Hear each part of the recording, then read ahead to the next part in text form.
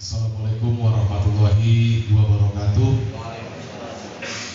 Selamat pagi, salam sejahtera buat kita semua.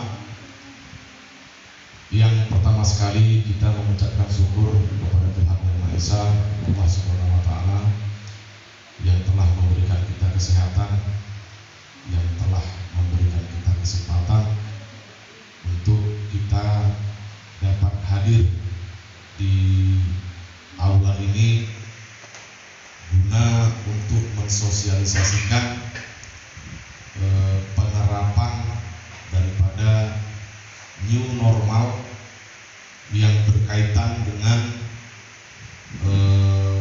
virus corona DCAC 2019 atau yang lebih familiar kita kenal dengan COVID-19. Tempat umum yang selalu dihadiri atau dikunjungi baik oleh masyarakat kita sendiri atau juga warga-warga dari kampung lain, guna untuk bapak-bapak ibu semua bisa menyampaikan kepada mereka atau memberlakukan apa poin-poin dalam penerapan new normal tersebut. Kepala sekolah kayaknya hanya TK yang datang, SD perwakilan, MTS tidak ada, MA tidak ada. Padahal sebenarnya new normal ini yang paling penting itu adalah di instansi pendidikannya, karena mereka setiap harinya datang, para murid-murid atau siswa-siswa itu agar untuk menjalankan apa yang menjadi protokoler kesehatan tentang penanganan COVID-19 ini. Dan saat ini ada 195 kakak yang belum mendapat bantuan. Artinya bukan tidak mendapat, tapi belum mendapat. Beda Pak ya, kalau tidak mendapat itu berarti namanya nggak tertera. Tapi kalau belum mendapat, berarti bantuan itu belum turun. Bapak Ibu yang kami hormati, new normal itu kalau kita bahasakan Indonesia berarti normal baru. Normal baru, bukan normal, karena masih ada lagi yang bela-belanya normal baru dari ini. Artinya normal baru ini tidak seperti normal biasa. Ini tentang penanganan pencegahan COVID-19 ini. Dikatakan kita mulai dari status PSBB, pembatasan skala besar-besaran. Tadinya orang berjualan dibatasi, ya. Orang mau masukkan es krim di tempatnya, mungkin yang jualan-jualan ya, atau di tempat Pak Sumari datang es krim dari Pekanbaru, stop, sampai batas ini aja, nggak boleh masuk kampung. Itulah PSBB, pembatasan. Orang mau dari Pekanbaru datang kemari, tidak bisa masuk ke kampung kita. Orang dari Kampar sana, orang dari Bengkalis tidak bisa masuk, kecuali mereka yang tinggal di daerah beringin, karena memang kita berbatas dengan Bengkalis. Itulah PSBB. Kita mau keluar pun susah. Begitu dia masuk, kalau dia keluar misalnya dari daerah yang sudah zona merah sampai di kampung kita tetapkan dia ODP, orang dalam pantauan. 14 hari dia harus isolasi mandiri. Itulah situasi PSBB. New normal ini terfokus kepada tempat-tempat keramaian, fasilitas umum dan tempat-tempat keramaian. Maka Pak, di new normal ini orang pesta pun masih tetap belum boleh. Jadi new normal itu bukan normal seperti sebelum adanya COVID-19. Kita normal, tapi virus itu masih ada, dan kita kan takut ini tertular. Maka di situ harus kita terapkan protokoler kesehatan. Bapak Ibu semua wajib memakai masker pada saat kita keluar dari rumah. Keluar dari rumah, apalagi kita datang ke tempat keramaian. Wajib kita cuci tangan. Wajib kita selalu jaga jarak. Dan jangan keluar kalau tidak terlalu penting. Jadi artinya yang sifatnya mengumpulkan orang banyak masih tetap tidak boleh. Normal itu, new normal ini diterapkan adalah untuk memulihkan perekonomian. Orang dulu nggak boleh jualan, nah sekarang boleh jualan. Karena kalau nggak jualan, mungkin secara pendapatan untuk keluarga kan hancur. Barang kita nggak bisa keluar dan kita butuh ini, barang nggak bisa masuk. Terakhir hukum perekonomian akan timbul.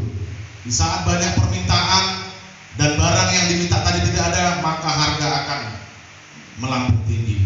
Untuk mengantisipasi inilah pemerintah menerapkan yang namanya new normal. Bebas, kita mau jualan apa aja boleh, tapi tetap penggunaan masker, cuci tangan, dan menjaga jarak, inilah yang diterapkan. Jadi artinya penerapan himbauan yang disampaikan oleh pemerintah untuk diri kita sendiri, Pak. Bukan untuk pemerintah, untuk diri kita sendiri. Kalau kita sayang diri kita, kalau kita sayang keluarga kita, maka memang kita ini Pak belum ada peraturan yang kapan berlakunya new normal itu di CIN. Maka kita sekarang ini tahapan masih sosialisasi tentang penerapan new normal ini. Tidak sosialisasi, kita sudah langsung menerapkan. Resiko terpaparnya akan lebih tinggi Pak daripada kita status di PSBB. Karena PSBB kan dari depan udah jelas dilarang, tidak boleh masuk. Tapi sekarang dibebaskan, maka resiko kita terpapar itu lebih besar. Karena orang sekarang sudah bebas keluar masuk. Kalau kita tidak menggunakan masker, takutnya nanti di jalan itu ada orang yang sudah kena virus ini. Dan dia mungkin entah meludah atau dia kalau mengeluarkan air liur itu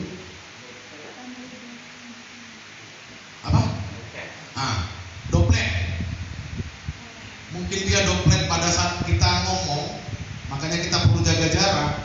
Doplet itu diperkirakan dia sampai 1 meter lebih tuh Pak. Kalau kita berhadapan-hadapan ngomong, air liur yang muncrat pada saat kita ngomong, maka dia jarak maksimal itu 1,5 meter sampai 2 meter jarak. Tapi kalau kita menggunakan masker, kan masih aman. Doplet itu tidak akan keluar. Kemudian kami sampaikan kepada pengelola pasar. Sebelumnya kami juga sudah bersosialisasi ke pasar Jumat dan ke pasar Kamis. Yang paling perlu diperhatikan adalah masalah tempat cuci tangan. Ya. Jadi ini kami serahkan kepada pengelola pasar. Tempat cuci tangan masing-masing pasar sudah kami sediakan 1. Ya, yang kami sediakan dari pemerintah 1 di pasar Jumat dan 1 di pasar Kamis. Maka tempat cuci tangan ini berdasarkan pintu masuk Kalau pintu masuk itu ada 2, maka sediakanlah satu lagi tempat cuci tangan. Dan harus ada apa? Petugasnya di situ. Setidaknya tukang parkir itu ada di situ. Orang mau masuk, wajibkan dia cuci tangan dulu. Karena ini untuk kita semua, untuk kita menjaga. Karena yang bakal ke pasar itu bukan siapa-siapa. Istri kita, anak kita, orang tua kita, enggak orang lain. Bahkan orang lain yang datang ke kampung kita. Lah kalau mereka membawa virus ini, apa kita yang di pasar itu apa nggak bisa kena semua? Begitu rapatnya orang di pasar itu. Dan satu lagi berarti wajib memakai masker. Maka kepada pengelola pasar kami himbau supaya sediakan masker. Jadi kalau mereka nanti ada yang tidak masker datang ke pasar, ya suruh beli dia masker itu. Gak usah disuruh pulang, karena mungkin dia kalau pulang nanti nggak masak pulang di rumah. Payah lagi urusannya. Karena banyak masker sudah kita bagikan semua, Pak.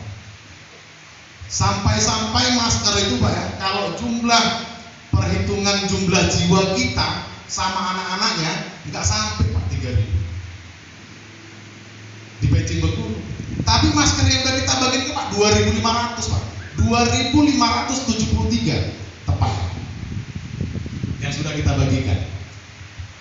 Berarti hampir rata dapat. Memang yang pertama itu kan dua, baru kita bagikan lagi di jalan. Warga Beijing yang tidak dapat masker kita kasih masker. Nah, seperti itu. Nah, kemudian kalau untuk di tempat-tempat ibadah, di gereja ataupun di masjid, tetap Pak disediakan tempat cuci tangan. Sebelum dia masuk ke masjid harus ada tempat cuci tangan. Yang kami sampaikan ini adalah protokoler kesehatan.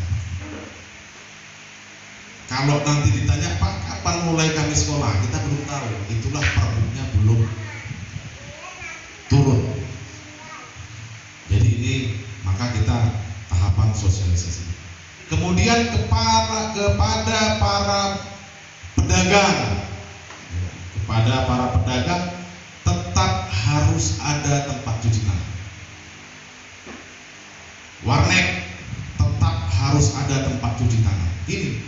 Jadi kalau ini kita gini sekarang ya. Kalau dulu kita tidak pernah menggunakan masker, tapi Pak, kalau saya nilai kita ini sekarang ini akan menuju ke peradaban baru. Karena yang namanya virus corona ini tidak apa. Kalau menurut para pakar itu tidak hilang, tetap ada virus COVID-19 ini. Maka masker itu akan selalu kita gunakan. Itulah maka saya katakan ada nanti peradaban baru. Sesuatu yang belum menjadi kebiasaan kita nanti itu menjadi kebutuhan kita, jadi masker. Dan bercuci tangan. Tetap sediakan tempat-tempat cuci tangan. Setidaknya itu kalaupun tidak bisa pakai wastafel, sebenarnya kalau untuk kedai-kedai harian ini kan banyak caranya. Jereken-jereken itu dilobangi, masukkan keran, berjam-jam itu di sini. Usahakan mereka pakai masker. Kalau kita bilangin tidak bisa batas-batas jam, udahlah, yang penting mereka pakai masker untuk kesehatan kita. Karena kalau sempat ada nanti yang namanya virus ini di kampung kita, maka penularannya itulah yang sangat luar biasa. Kalau kita sekarang lihat di media, setiap hari itu Pak sekarang sudah hampir 1.000 orang tambahan baru yang terkena virus ini. Yang sembuh itu di bawah 500. Artinya peningkatannya sangat drastis orang yang kena tadi. Berarti kalau dalam 1 bulan itu kalau rata-rata 1.000, hampir 30.000 berarti orang yang kena setiap bulan seluruh Indonesia. Jadi kalau kita tidak berupaya untuk mencegahnya dan angka ini naik terus, kalau kita sakit, kalau rumah sakitnya masih buka tidak masalah. Tapi takutnya Pak, saking banyaknya orang yang masuk rumah sakit penanganan COVID ini, rumah sakit itu pun udah nggak buka lagi. Kenapa? Kan jumlah kapasitasnya kan udah jelas terbatas. Tapi nanti tetap akan mengarah ke ke sana, cuman mungkin waktunya belum ke sana. Nah, karena kalau saya lihat masalah pendidikan aja pun dia nggak langsung sekaligus dibuka. Dia bertahap. Misalnya dari tanggal 1 Juni sampai tanggal 15 boleh dibuka, tapi dia pakai SIP.